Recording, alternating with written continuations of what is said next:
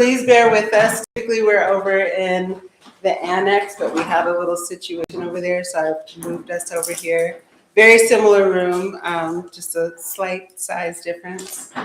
So we'll try not to be shifting around too much once we get going. But we do want to squeeze everyone in here, and I may try to open another window or two just before we start. So I just want to give a thanks to our funders before we get started, Olson Vanderhayden and SCFD. Have all of you all been here to Art Students League Denver before? Most people, yes. Who, yes? Who's been here before? Okay, all right, so we've got so many people. So if you get an opportunity or still feel like hanging around after Susan's talk, there is another exhibit also going up right now, which is part of the MoPrint series, which is also part of why Susan is here at this time of the year.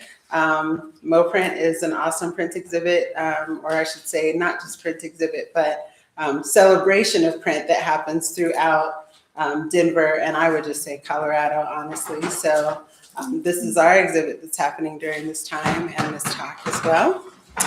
So I'm going to introduce Susan, although I feel like a lot of you probably already sort of know her, but I'm still going to read her bio. Susan Lowdermilk creates artist books that combine traditional printmaking techniques with sculptural paper engineering.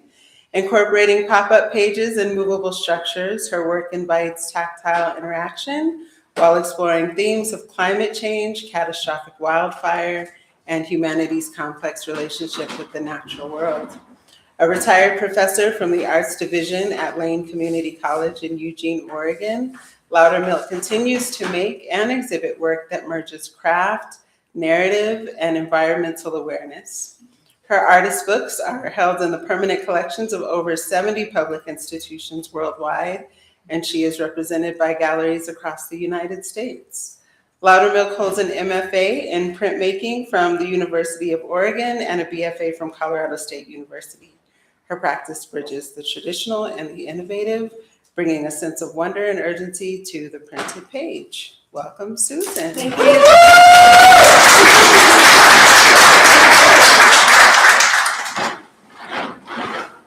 Okay. Like Holly introduced, I'm Susan Lowdermilk. I super appreciate everybody coming tonight. And I'm going to talk about my work and my artistic journey these past, I'd call it 40 years, past when I studied as an undergraduate at Colorado State. So it's great to see family, friends, some people from the workshop. Yeah? Yes, people are nodding their heads. This is great. So we'll spend 2 days together this weekend. I'm teaching a class called Book Structures for Printmakers. So they'll be getting their heads into using their own work in the book course that we're going to do. I also want to give a shout out to my undergraduate professor of printmaking, Jim Dormer, who's sitting in the back of the center. And so that's what I'm Fort Collins. Okay, so I'm based in Eugene, Oregon, and I did my Master's of Fine Arts at the University of Oregon, focusing on printmaking, and my BFA at Colorado State. And then I taught for 27 years at Lane Community College in Eugene. Lots of things. Design, drawing classes, a variety of printmaking classes, a class called Artist Books and Pop-Up. I designed Pop-Up into it because I figured everybody wants to learn Pop-Up, and it worked. It filled a lot. And then among other things. So as a visual artist, I consider myself both a printmaker and a book artist. So there's an interdisciplinary aspect of it. So and my artist books combine traditional printmaking techniques, hand-inked, hand-cranked through the press, usually woodcut, and then more than half of my career I've been making things move, pop off the page, things like that. So making the book kind of come into more 3D. interactively, such like that. So, let's see, what about this thing? How many of you know or have heard the term artist books? So some people have not. I see some hands. All right. So what is an artist book? Because it is a real term, and an artist book is an intentional work of art made as a book. And so I was explaining to a friend the other night, like when you walk into a art installation, you're in an environment, right? There's things taped to the ceiling and whatever it is, right? And that's your art experience. You're immersed in that. So an artist's book is the art experience happens when you pick it up and you start exploring it, and it's a tactile thing. Open the first page, possibly read. This one has, for example, a pop-up. It's double-sided, etc. So on. So you sort of get immersed in it, like the book experience. But they take all different forms. I should make it so I can see what my next one is. So this book is well, I'll go through a couple of them. Let's see. So they are often in limited editions. They're often one of a kind. They take many different forms. It's just what the artist wants to do. So they get a little difficult to define because artists are always pushing the boundaries of what they are.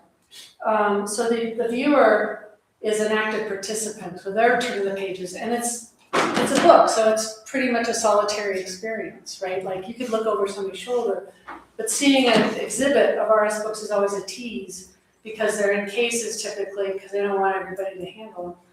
And you only typically see like an open page, so you just get a taste. But they're really meant to be explored individually at the viewer's pace, going backwards, forwards, such like that. Okay, here's some other ones. These are my books. This one is a tunnel book. So it's more sculptural, less book in terms of page turning. And there's pages like a bellows that go into the back. And then you open up and you can read both sides. So this one it's called A Ritual to Read to Each Other, and it's a really beautiful poem by William Stafford, who was the poet laureate of Oregon. And it's about holding together in rough times. It's really nice. This is also called You Cannot Put a Fire Out. It's a triple decker hurricane based upon Hurricane Florence. And this one is about natural disasters. This book is only 3 inches tall, and its process is cyanotype, which is a non-photo or a non-camera photography method, one of the earliest.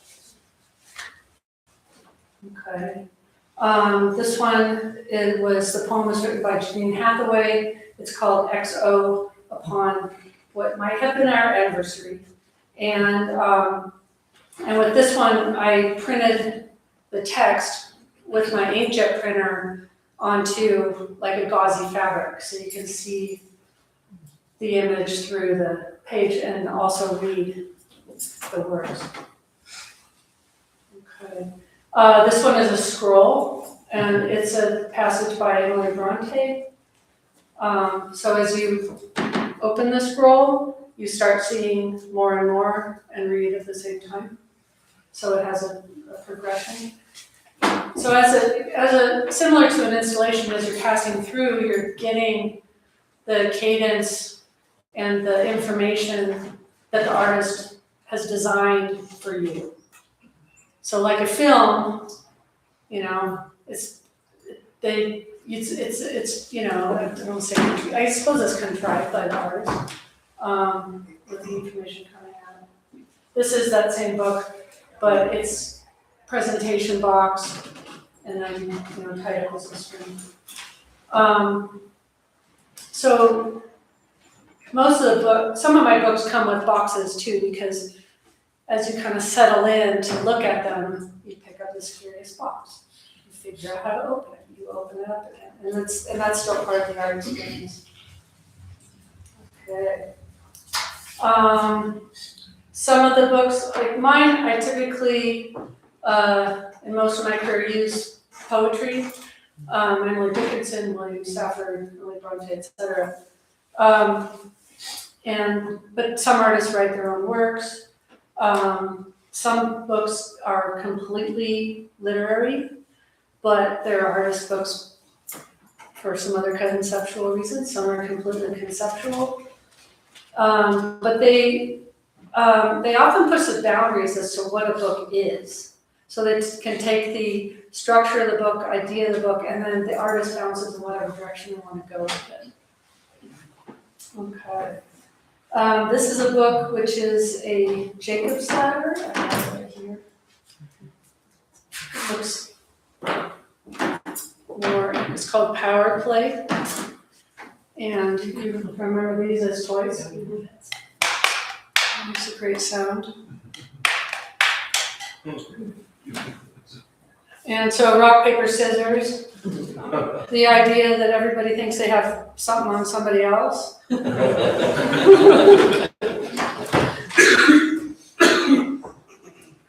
Okay, so now printmaking. So I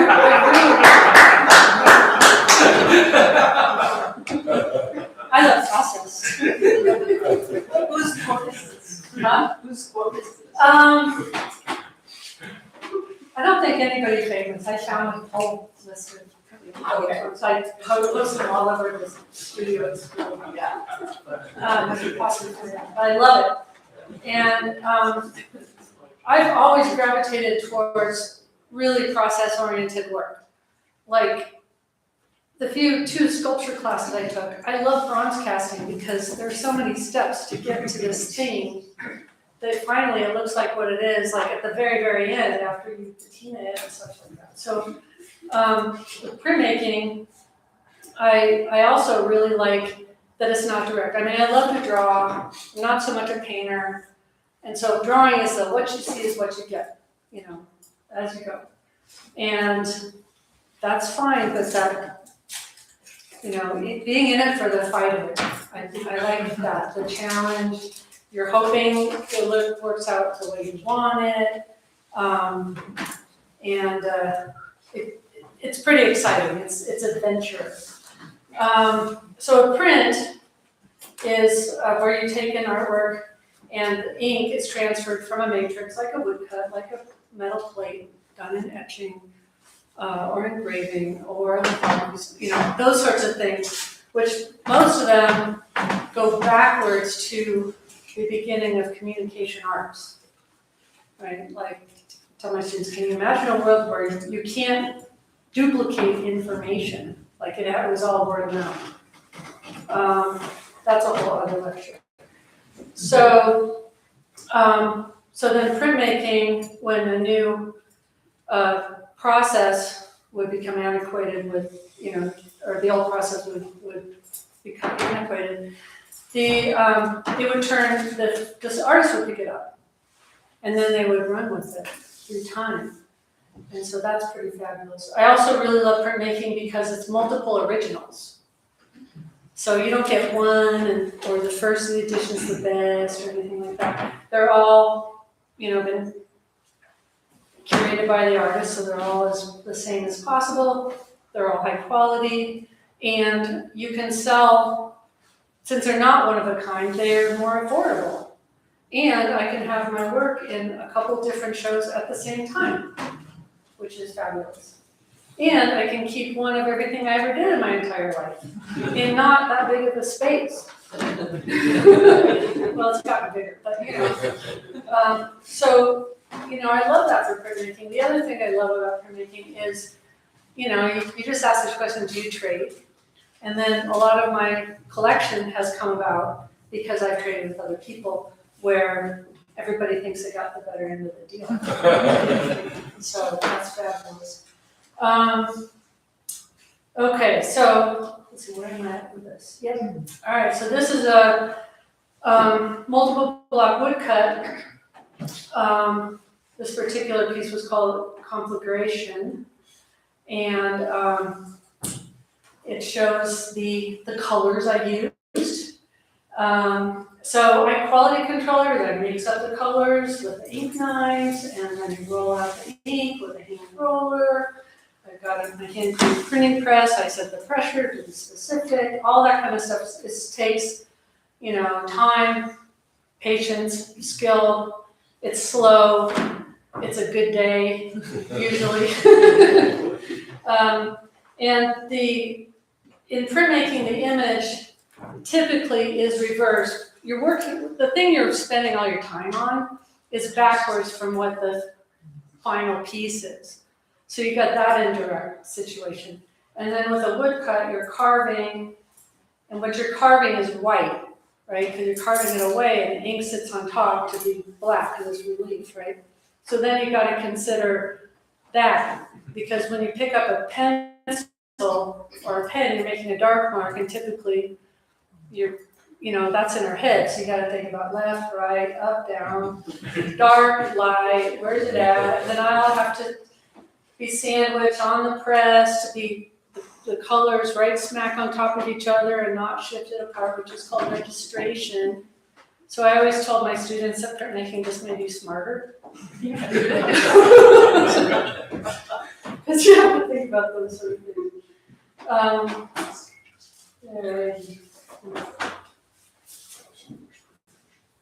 Okay.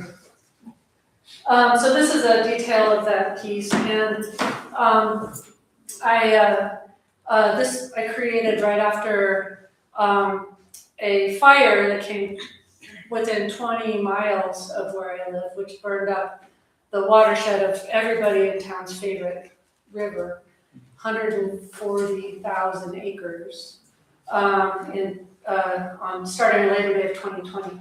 And so some of the ash from that fire I mixed with the black ink, which was really kind of a drag to print with because I couldn't get it really fine. It's all gritty and stuff. And then I think this print's really kind of sad, but a lot of people really liked it probably because it's a heartfelt situation everybody went through. And so as I was selling them, I gave all the money away to what's called the Mackenzie River Trust, which was highly involved with the fire mitigation, making sure that that was our only water source, still is, that, all that stuff, the houses and everything got cleaned up. So that was good. I think I tapped into a matching grant and made several $1,000s for them. So that's the other thing about printmaking, like not one of a kind. Couldn't do that as much for the one of a kind, I think. Okay. Printmaking studios, I was just looking through, and with the studio, everyone loves the press. So this was the University of Oregon. I'm kind of in the middle, and kind of in the back here, there's one of my prints is on the wall. So that's what an etching press looks like. This one's got a big wheel, a giant roller. You can twist it to get very specific pressure up and down, and it's a pretty full service press. It can print woodcuts, etchings, engravings, such a lot of stuff. So there's some more. If you ever know printmakers, they always take pictures around their presses. So this is this is more like, that one was maybe 1990, this is probably 1993. I belong to a printmaking group in my town. And then this is my studio from maybe around the year 2000-ish, because my washer and dryer is not in that space anymore. And here's one that's more contemporary. Same space looking the other direction, which is the basement of my house. It's a great temperature in the summertime. And then this is my printing press, or one of them. There's another back there. There's another over here. They do different things. But you can kind of see all the print that is one layer of the forest fiber. Yeah, that, then you gotta cut them down. Okay. So, all right, I'm back on the magic of printmaking. Another thing I think is amazing is it's so indirect. You don't see the work actually getting created because, you work on your plate, your block, and then you sandwich it in with ink, the paper on top, probably some sort of a cushion, put it on the press bed, crank it through, and it all happens under pressure in the dark. You can never see it happening. And then you get this surprise as you pull off the paper and you see what you have. And sometimes you're hoping that it worked out, that how you change your plate is gonna look, as good or better than what you expected. And sometimes it doesn't. And then you're having to problem solve. And that's what got me hooked from the beginning. That's that sense of anticipation. This is the printmaking studio at Lane Community College. The students are probably not many days from their final review. And then in the background is countertops and 4 presses.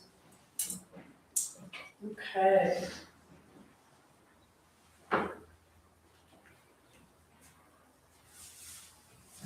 That's one of my favorite John Cage quotes.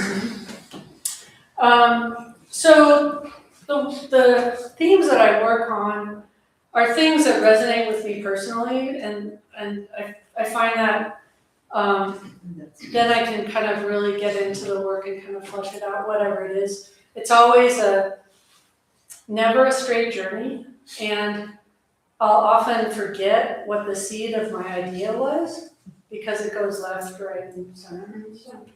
And but it's something that I'm interested in, something that maybe is a curiosity to me, something that's kind of nagging me a hair, and then I start exploring it and seeing where I get with it. So this is a piece I did for my master's thesis at the University of Oregon, of which it was written by me, and it was in the time period when you're changing residences a lot, all these different rentals, and I grew up in an old multi-generational house. So this particular book is about kind of the what's left over or what remains with many people living in the same place. And it's a multiple block woodcut book. I think it stretches out to about 9 feet. It's an accordion book. Accordion books are handy because if you have a long enough spot, then somebody in a gallery can actually walk the distance and see it.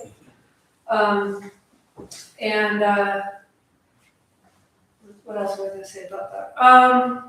My first my first few artist books I started, this was, I finished this in 1990, were much more looking book-like than when I started becoming more sculptural with it. So this is the second edition book I did. I think I finished in 1993.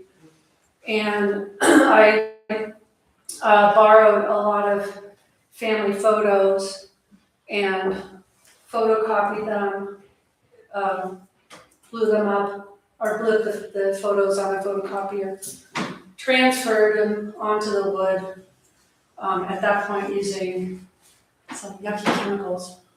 And then kind of, because I wanted them to look not like a rendition of the image, I wanted them to look like snapshots, like they really were from the photographs. So the book is probably this tall, and a lot of the old photos were little. And so this is about sort of more musings of, my family ancestors. Oh, this one also written by me. Okay. More lately, I have been exploring issues related to climate change, wildfire, our relationship with the natural world, things like that. And so this book I started. This one I think I finished in 2018, which was actually fashioned over the campfire that destroyed Paradise, California. And then in 2020, 1 million acres of Oregon burned. So there were 9 catastrophic wildfires that were on over 100 plus thousand acres in the state that year. And so it is too bad how poignant that is at this point. So I really started kind of getting it to pop off to, no quote, to pun intended, pop off the page as much as possible. So, for example, this pop-up just goes edge to edge when it's closed, and then it pops up as high as it can without popping, without overlapping the page. And you know, I learned through workshops pop-up techniques, and I became part of the Movable Book Society, which is groups of people that make all the really crazy kid pop-up books that you have. And they're like, you know, the Olympiads. I thought I was okay. So yeah, I could learn more and figure out how to overlap more movement and stuff like that, but I think it's pretty effective. Okay. So I often begin with a poem that I want to work with, and I've been working with Emily Dickinson poetry. Her work is so enigmatic to me that I feel like I can work with it in a way that I won't change or I won't deviate too much from her intent. And I also love that she's an American female poet. And somebody said she was the patron saint of Codex, which is the book arts fair that I sell my work at. And so this one, oops, here we go. This one is called "I Think That the Root of the Wind is Water," and it has fish that pop up. This last piece is pretty dramatic, even though it's really easy. I like that.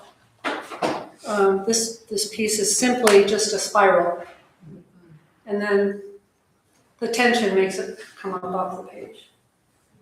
So these are the things I would teach my students, and it's like, that's a lot of bang for your buck. It's like, it's not hard to make that thing. This particular book is 100% done with an X-Acto knife, in an edition of 35. This book, I got tired of the X-Acto knife, and all of the text, the pop-ups are done with a laser cutter.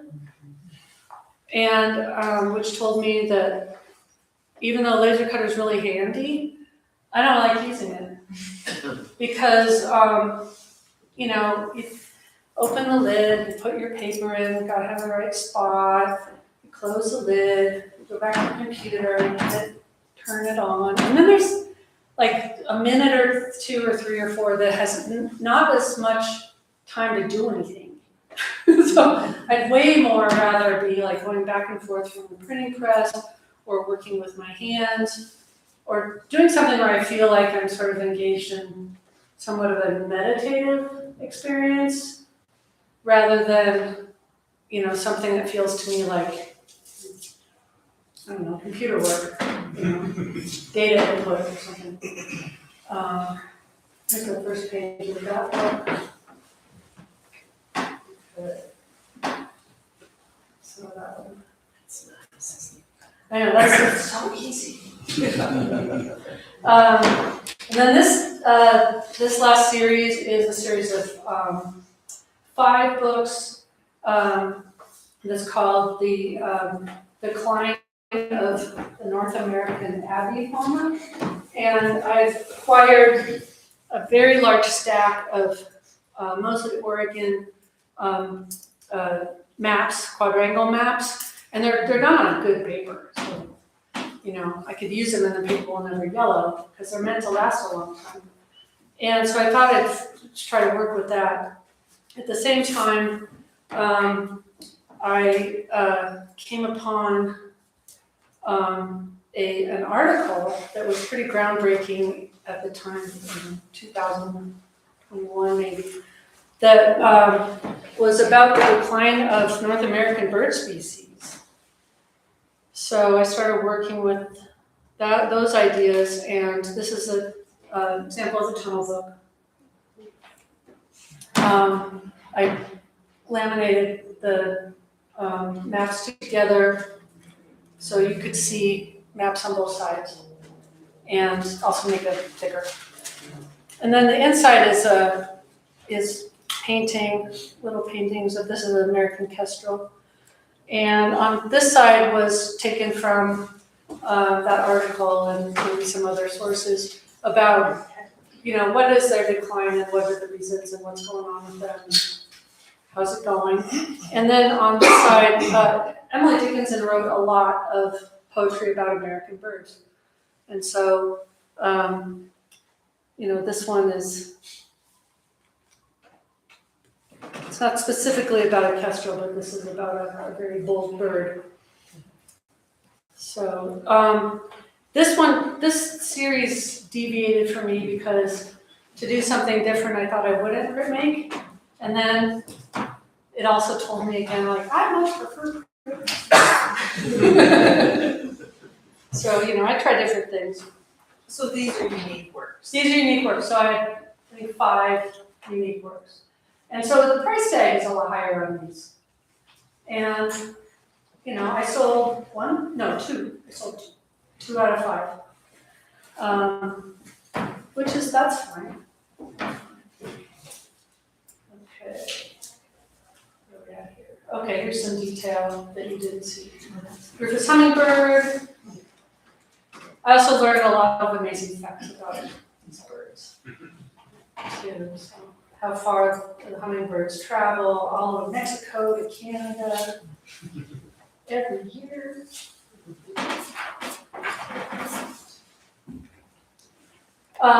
This is just an image from a project I did with 3 other artists in California, where we did an edition of, I think, again, 30. We basically made a little bookshelf of a dozen books that each had our different flavors attached to them, and they're all different sizes and things. It's kind of a lot. So I just thought I'd show you a book that I kind of spearheaded. We did a lot of hiking in the redwoods and sort of realized that the redwoods are actually, seemingly invincible. They live to be 3,000 years old. They typically don't fall down in a windstorm. They typically don't get bug disease. They typically are resistant to fire by a lot. And all these things are starting to happen to them now. We saw that in person during our hikes, and we were able to stay inside the park, things like that for a while. So that was actually a pretty exciting project, where we sort of called ourselves a little bit like a band, cook together and live together and whatnot. Anyway, so this book was pulled up and there's text involved, and you just get the taste of that one final image. All right. Yeah, so these things take a long time. This also went on the wall. I do work in editions, and meaning I create a limited edition of signed copies. And I usually between 15 and 30, depending. Any more than that, that's enough work for me. I'd rather move on to something else. But then it also puts my work at a price point. I feel like they can sell at a, slow and steady pace. But the process is slow. And I think actually that's a really good thing in our super quick world where we're doing tons of things all at the same time. I am a real ponderer, so if I have an idea, I'll take a bunch of notes, I'll read some stuff, I'll make models and then really sloppy models, and I'll be like, my hands are like, maybe bigger, maybe smaller, I try to involve, not just, it should be cut down the size because that's a standard. I never ever work in standard sizes. I work in sizes that I feel like the work should be. And then I end up with little offcuts of different things in my studio. And I've got more paper than I can ever work with. And then so it takes around 2 years for me to realize a book project, and then maybe a couple more years to actually assemble them. Like I'll do all the printing at once, I'll design it all at once, throughout whatever time period. And then they exist in a bin, and then I'll get an order, and some of them will be semi put together, and then I'll try an assembly line, a certain amount of it, so that in a weekend I could get one out the door that's sold. And I try to resolve as many design issues as possible before I start actually on the edition, which has to be the same. So number 1 has got to be as the same as possible as number 30. And I tend to get better. Like I might try something a little different, challenge myself, a structure I've not worked with before. I might find a little trick that I'm like, I like that trick. And then that'll help make my craftsmanship a little bit better. But if there's something that nags me about the project, I'll probably abandon it. And then I have gone back to projects where I think I have my prototype, and then nope, and then I go backwards and then have to buy more paper or something, But it's better than like just not feeling good about it in my head. And I don't really have a time frame. I try to get a new book work happening for the Codex Book Arts Fair, which is an amazing, the biggest in the world, right? Maybe? Yeah, and it happens every 2 years in Berkeley/Oakland, where, I don't know, a giant warehouse style room has around 200 or more book artists showing their wares on tables like this. And then the public and dealers and stuff walk through, and I have to be at my table most of the time. So that's a tease because I want to see what everyone else is doing. But I do get to be with my people for 4 days, and it's pretty exciting. I thrive on it, and I've met other people. God, it's so exhausting. No, I love it. Okay, so this is the first prototype for this book with the pop-up wildfire, and it's sloppy, and I've got my scissors and I'm just chopping it up and just going with what's in my head, and then I might make a couple more, or I'll abandon this one and have to come up to, it's a progression. It's not, they don't just design themselves. These are the wood blocks for the pop-up fire, forest fire, and I realized in the middle that I had to do double-sided because it would look dumb to have that blank. So then I remember that day. So how much more work? So the top one is the smoke. I kind of freehand drew it from looking at some smoke, and then the fire. All right. I mix all my own inks, it gets sloppy, I love it. There's a detail of a graduated color roll that you can do with a hand roller. Then cut out laser cut forest fire and then other things that I put together by hand. Okay, this I think is amazing.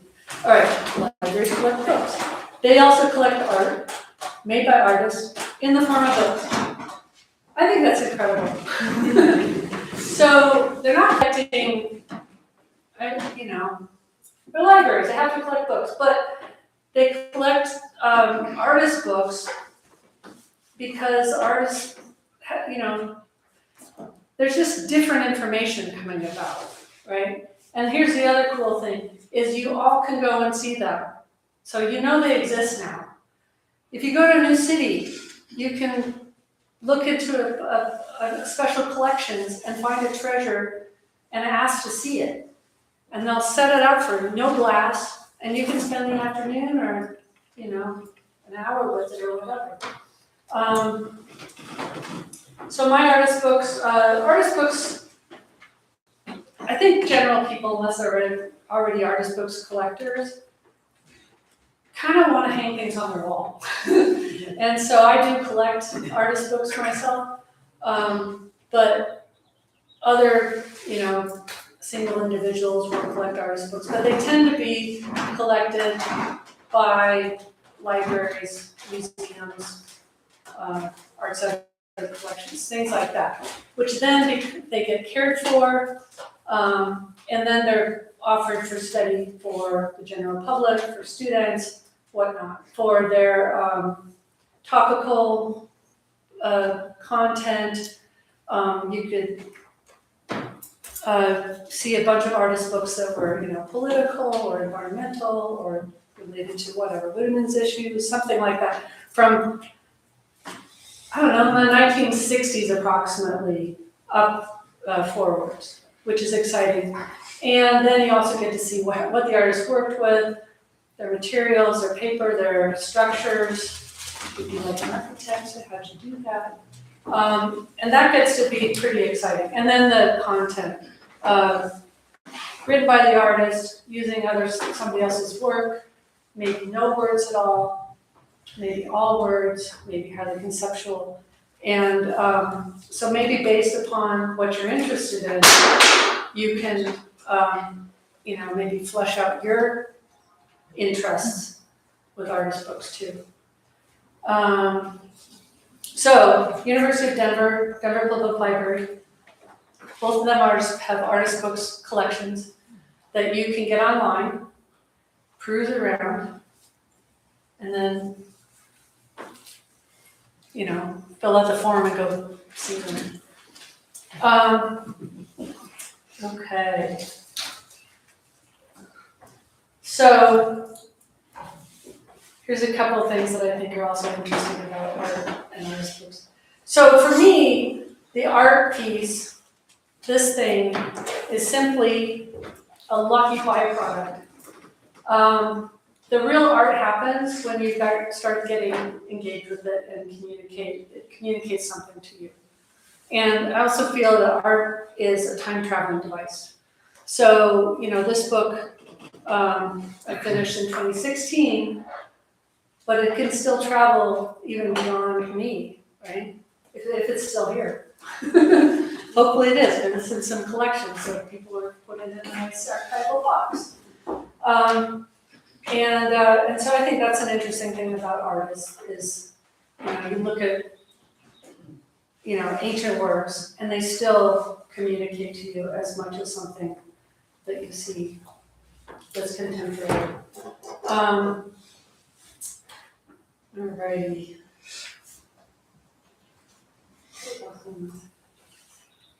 Yep. It's that heartfelt stuff. Okay.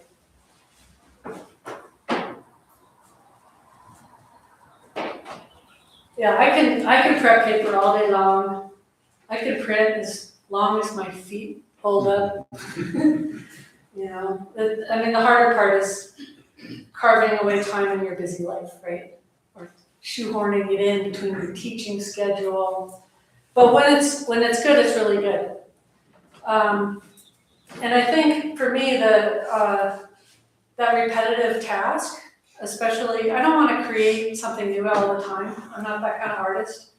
And so I really like realizing a project and having some task I need to do in order to start moving forward to get it to the end. And so whether that's mixing the ink or rolling it out or and printing, trying to be a little better all the time is pretty exciting for me. So a little bit of my history. So I didn't know what artist books were when I arrived at the University of Oregon to study printmaking as a graduate student. And I took one artist books class. There was only one. I decided to make an artist book for my Master's of Fine Arts thesis, which was very unusual at the time and somewhat radical. Some of my thesis professors are like, don't do that. And now it's much more common. And so I was interested in creating work that somebody just wouldn't walk past, like in a gallery, that they would engage with. And I also studied at Colorado State graphic design as well as printmaking. So I've got that background. So I went to CSU in the 1980s, and I was one of the last people to learn graphic design without the use of a computer. And so we were doing X-Acto knife and, kind of, I forget even the terminology anymore, the machines that we use. But we measured stuff and used pen and ink, and we assembled things with rubber cement and stuff like that. And just totally I showed my students a box of that stuff, they cracked up. So those skills really worked with me in terms of putting together artist books. And then the other interesting thing about, as an undergraduate, there was the commercial artists, the graphic designers, and there was fine art studio artists. And they did not really mix. And they both had opinions about each other. So the designers were viewed by the fine artists as being too commercial or mercenaries, something like that. And then the designers saw the fine artists as, well, you're impractical, you're not going to get a job. And so I was kind of weird because I wanted a job. So I was studying graphic design, but I really got kind of, it fell in love with printmaking pretty quickly. And actually, I remember the day that my professor Jim called me and said, can we look at your design work and your prints together? And after a long conversation, I decided to stay in school next year and do both courses of study equally. Which you never know what's going to serve you until you can look backwards on it. And so at that time it was weird. But looking back on it, it all came together with artist books because I deal with typography and layout and multiple page documents and things like that in the old-fashioned method of X-Acto knives and pen and ink. But even in my career, I did get an unusual job, which was to teach both graphic design students. So I taught typography and illustration and some computer courses. And then I also taught drawing, printmaking, and artist books. But even I would feel that divide because I was the person doing this. And I saw it as a benefit because I could inform both sets of students, being this, she one, or she other. And over time, especially with the rise of digital tools where everybody uses them, that divide's really pretty much disappeared. And it feels pretty natural. So through 40 years. My pathway has been validated. Took a long time. Alrighty, so let's see what I got here. Oh yeah, putting it all again. Yeah, I use a computer too. And all right, so I'll close up. So I spent a long time where I am moving through this sort of, it's foggy and clear and foggy in my art, my journey, and then these come out, my artist books, and then I make another one. And I have a feeling that my best work is still ahead of me, which is a nice thing to think about, because I still have ideas, I still have projects that intrigue me, I still have structures I want to work with, and maybe that paper I've never worked with. I'm going to activate a lithography studio. I've never haven't done that for a long time. And so, so that makes it exciting now that I have a little bit more time. So, yeah. I think that's what I have. Thank you very much.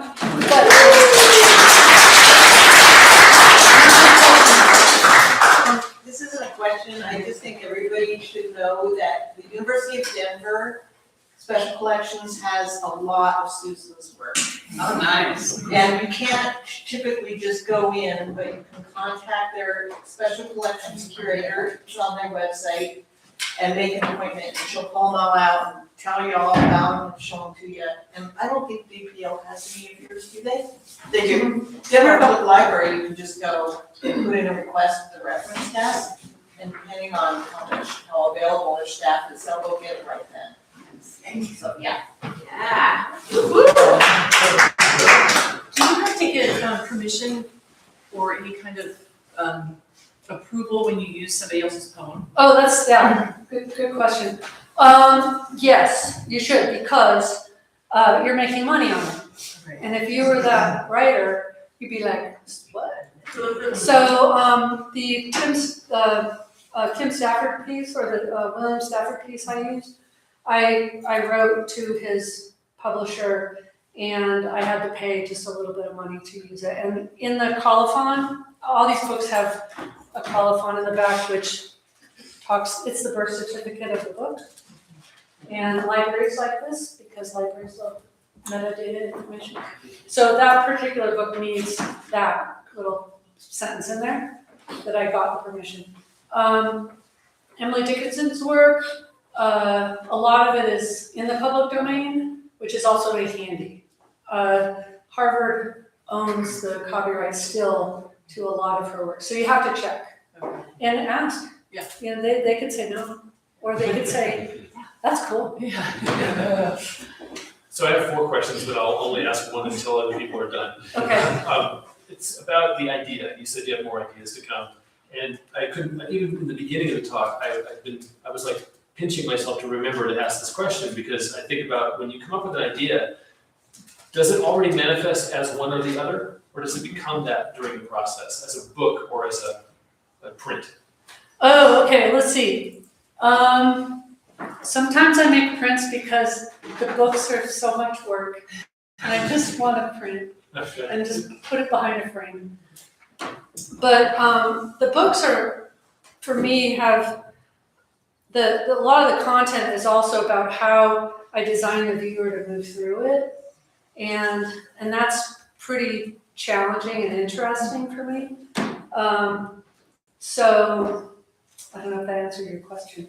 And I think some of my ideas are better suited to one image, and some ideas maybe start as an image and then move to a book. That one that has the brown kind of like a tornado one started as a print, and then it just nagged at me that it wasn't communicating what I wanted to. So then that particular one, I actually found the Kim Stafford piece that I thought, oh, that's it. That's what I'll do. And so I actually cut up the whole edition. And so I'm like, I don't want it.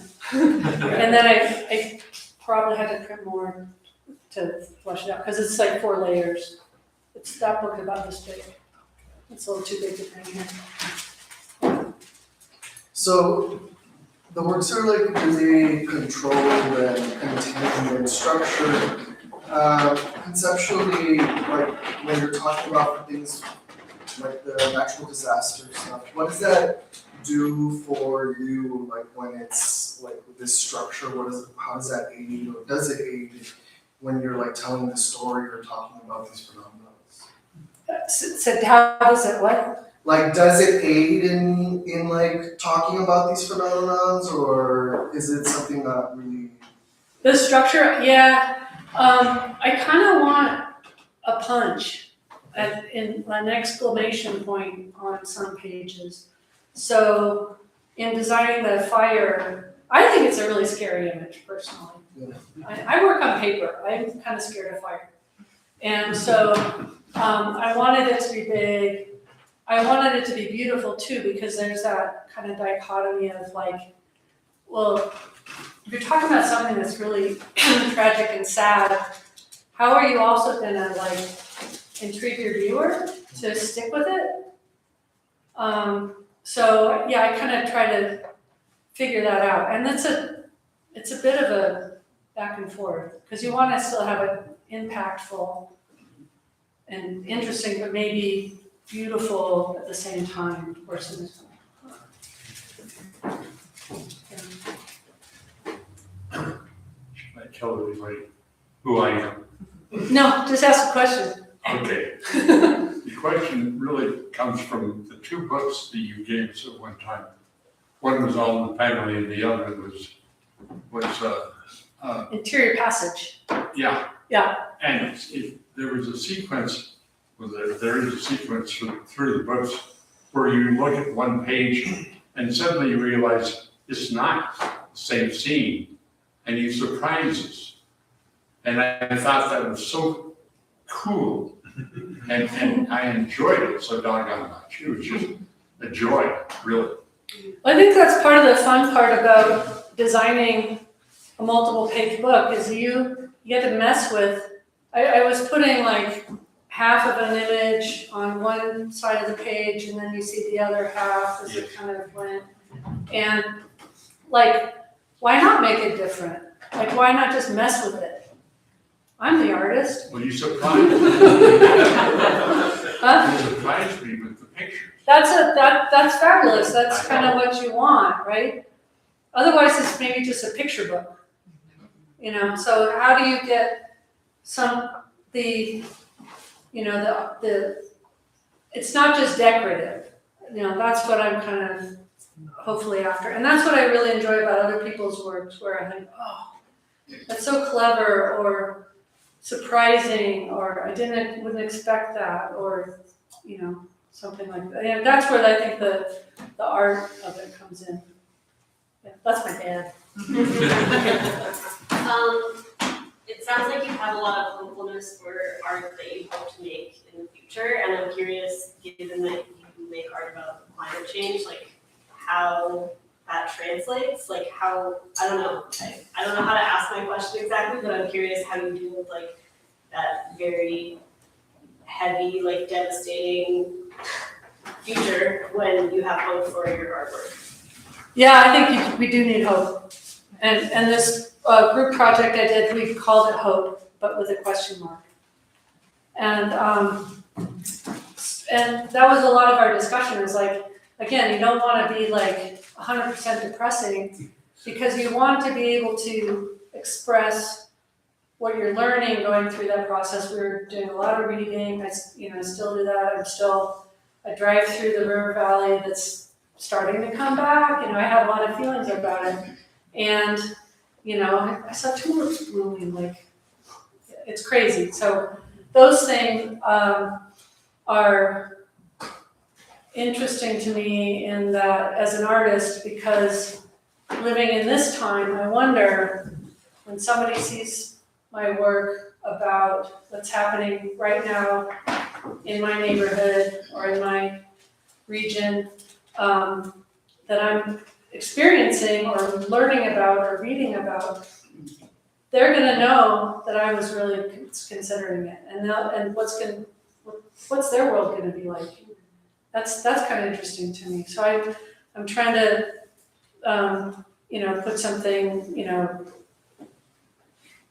right now contemporary on. I got a call from my book dealer, Alicia, during the 2020 holiday farm fire, where I couldn't see down the street. It was like the smoke was coming straight into Eugene, and you really seriously couldn't see down the street. It was just a sickly orange. Everybody was traumatized, and I got an order for this book in the British Library, and so I packed it up to send it over there, and I scooped up some ash and put it in a vial, put it in the box, and then wrote about like what was happening, that week, and they really appreciated that, so I thought, and they put it all together with the book, so if you went there to view the book, you'd see these other Easter eggs that were happening. And I just did it because I wanted to tell them. Yeah. Are you gonna go back to X-Acto blade, or how are you gonna resolve? Oh no, I like the X-Acto blade, yeah. And this laser color cutter was at my college that I taught at. I don't work there anymore. So I don't know, I can figure it out. I mean, the public libraries now have laser cutters, so I'll do what I want to, but maybe not that much in depth because it got kind of boring. Yeah. So that's one of my other questions. Okay. So speaking of the laser cutter and the X-Acto blade, so you described how you felt waiting for the printer, essentially, waiting for the laser cutter. Yeah. How would you feel if you had a studio of artists cutting for you and looking over their shoulders? Oh, geez, that'd be awesome. Remember, I've only been me. I can't afford to have anybody work for me. I mean, maybe, because I know you have interns, but I would have to reorganize my life so that they would have a good experience doing that. I've always had to shoehorn my work into summers, vacations, weekends. So it wouldn't bother you? No, I totally like it. Yeah. I'd have to quality control their work though. Yeah. Yeah, because I try to do the best I can, and I admire people who have better craftsmanship than I do, and I try to have the best I can. And if you pick up a book, I told my students this, without opening your eyes, if you're a better book craft person than that person, because it might be loose, it might not be straight, you might have sharp corners, that's not. Like and when you know. See, that would be fun, but I don't expect it. I expect to be a solitary. Yeah. How do you approach the presentation of your books in an exhibit? Or do you? I don't, well, I mean, sometimes like when your work gets into a show and there'll be this little field, do you have any exhibition to do? I kind of trust them to do a decent job, and typically they'll open it up into a page that is interesting. Sometimes I'll have an idea, put that one under a vitrine so nobody can touch it. Usually they're pretty good, And then often I'll have work not in my community. I'll never see the show, so I don't know if people are mishandling it, but usually not. Yeah. Show the picture with the codex again, because what's really neat about it, I'm not outsider to this profession, but when you go to this book art exhibit, every single one of those are world-class artists, and they have a table of their art, and you cannot see all of it in 2 days. This is only half the room. Yeah.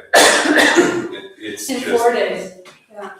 I work book arts for it, but you go to this event, It's pretty amazing, and the public pays $10 or $12 to get in, and then you really can't see everything because on my table I've got more than is here, and you're invited to pick up the work, explore it. most of them. Most of them. Some people don't let you, some people hand you gloves. I mean, it's up to the artist.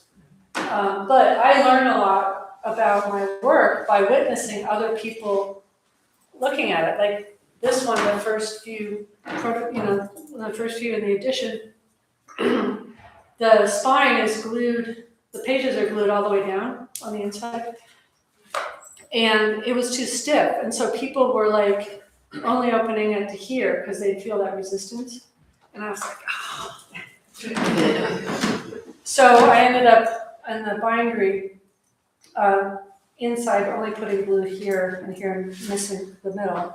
It's still gonna hold it just fine, but now it opens, really pretty flat. So yeah, it's really great. And then you get over here, people, they ask you questions, you learn a lot about that, people come up and comment. The librarians are walking around, you always wanna talk to them. People from museums, often they'll be anonymous. Because everyone's like, ooh. Word things out. There, you might want to talk about the Hope book is displayed right there with all of the. Yes, so this is almost like a bookshelf. We called it a reliquary. And then all the books are here, most of them. There's a scroll, there's a vial of wildfire ash, either from California or Oregon. A couple of them are in there, most of them are here. And we spent, 4 months, and we traveled to each other's places, and we camped out, and we stayed in cabins and worked in each other's studios and made paper and put wildfire ash in the papers, and we watercolor paint. Like, we did stuff that we didn't typically do. Like, I'm not really a painter, but a couple of people are. And so we'd be out in the field painting the forest, and I'd look down and go, I'm doing pretty good. And then I'd look over at my friend who spends, her life watercolor paint, and I'm looking at a symphony. So it's really exciting to work with people whose work you really admire, and then you come away learning a lot about their working styles, their studio habits, what they think of is all the same. We all have been affected by wildfire somehow, so that's why we came together. And now that book, I think, is sold out. I think all our copies might be sold, which is great. We're a quarter of. Any other burning questions? I see what you did there. Oh, right, you got two more. I do. So as a novice printmaker, should I be worried about, or what would you tell me, I guess, about, I couldn't help but think when you're talking about your process, about ink coverage, like thick and thin, or God forbid, as you're rolling it on and getting it prepared, drying. If you worry so much, you're never gonna do it. So Just do it. Are any of those big concerns? Yeah, all of them. Okay. But so what? Like, a lot of my students were always beginners because they were 2-year community college students. And they taught me so much because they would mess around with things I wouldn't even consider. They didn't have a box to think out of. Right. And, and sometimes I'd be like, don't destroy that. But, every artist is different. And, I have my craftsmanship and what I consider to be how I want to work. And if you do too much ink, it'll squish over and you won't like it and it'll never see the light of day past your studio. So you just get better. You spend time, and so you gotta want it. If not, go do something different. What's the biggest book you've ever made? The Largest. The largest in size? Yeah. That scroll. Yeah, probably the scroll. That was a weird one because. Talk about how you made that. It's pretty incredible. Yeah, so that one I was diving deep in my art, in my printmaking process mind. And and my etching press is 30 by 60 inches. And I thought, I'm gonna make the biggest thing I can on that bed of press. So I thought, I'll just print it diagonal, which in theory works out okay, but it kind of creates a skew naturally. So that was kind of dumb. And so I carved this, I can It's interesting. So I carved a block that's this big, and let's see, I can't remember the quote exactly out of my head. I've dreamt dreams through my life. They've gone through and through me like wine and water and altered the color of my mind. And so the red just appears in the middle part. And so as you're going, you're kind of in this dream-like, of shape. And so all the white part is carved away, and I'm leaving the lines. So I carved one block, and then to save myself some time and work, when I printed it, I changed the color, and I shifted by a little bit, left, right, up, down. I had a diagram for that. And I continued to make the colors gray, pale gray, medium gray, darker gray, black. And then had a little bit of red. I just used a little roller for that. And then the text, I had a piece of paper that was actually folded over to protect the paper, and then I printed the black. And it just was like, that's just nuts. It worked out pretty well, but it was a ton of work. 15 in that edition. The zoetrope. Oh yeah, and then I was interested in zoetropes for a wait, while. can we go back to the scroll? I have a question about the holder for the scroll. Yeah. Was that just out of necessity, how you made it fit into the binding? No, I designed it out of a piece of paper. Right. So you get some scrap paper and you design a shape, and it's called a pillow box. She So makes it sound like, you get some paper, you fold it up, you get your shape up. Do you have to use a particular paper so that it doesn't tear while you're opening the scroll? yeah. Well, so the paper, you've seen things, packaging like this. So it's the whole thing is round, or this shape. It's called a pillow box, so it looks sort of like a pillow. And then there's a half circle where you open it up and then you reach inside and pull the thing out. Right. That's And so the paper is a kind of a thicker printing style paper. And I've done errors like, oh, that paper didn't work so well, so I just won't use it again, or choose something different. So a certain amount of it's trial and error. Sometimes I'll call a friend. Light on the Fire was my favorite book, and now I'm like obsessed with the scroll. I'll show it to you next time you come over. It was one of your favorites. It was funny because Joshua Heller, my book dealer in Washington, he rejected it. He wouldn't sell it for me. He's like, "That's not a book." That was sad. Yeah, it is. Oh, that's like, yeah, you did. What is your, did anybody else have a question? The birds was your most recent project, right? Yeah. And what, in your head, what's next? What's next? Not more unique books. No. Woodcut for sure. Going out in nature. Maybe more to do with the birds, because that project is still eating at me. I've got a few different directions I'm thinking about. And because that was an interesting one to study for sure. But it is pretty dire and somewhat sad. So North America has lost 3 billion with a B birds since 1970 of many different species. Yeah.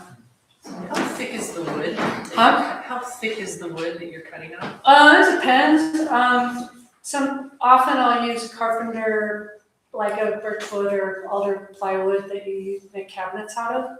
Okay. And I'd go to a carpenter shop and just get their scrap for my students. So if it's small enough, you can use scrap wood. Or it's not expensive, especially in Oregon. So, sometimes I'll go and buy some. It could be this thick, it could be thicker. Okay. You just set the press for it. Yeah. Yeah. And I have used once or twice some very expensive wood that I don't think it's necessary for me.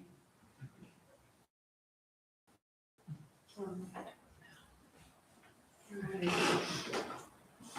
Well, thank you guys so much, I really appreciate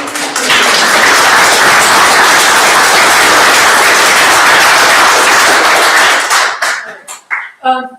If you want a little takeaway, I've got some postcards of my work, and they're all different. There's about 5 different ones, and then, so.